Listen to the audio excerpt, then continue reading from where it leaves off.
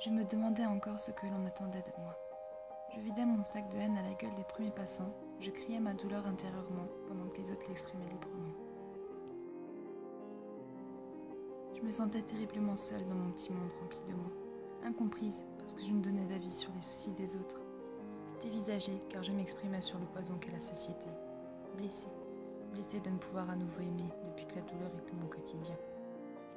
J'étais devenue sans cœur mais avec tous les malheurs en plus puissants. Ils s'accrochaient à ma peau comme de l'encre indélébile, me marquaient tel un nombre inimaginable de cicatrices.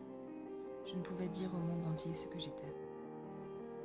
Les gens ne pouvaient comprendre ce que de finir dans une bulle serait pour mon futur. C'était une gêne présente au fil des jours qui passaient, un mal-être insurmontable. Folie et ivresse de la vie étaient mes nouvelles alliées. J'étais près de la fin. L'anéantissement d'une histoire incomplète, la simple dégradation d'un être. Je ne vivais plus, je survivais. Mon âme détruite était entrelacée en désespoir sans issue de secours. J'avais le mal d'exister, d'aimer, de résister.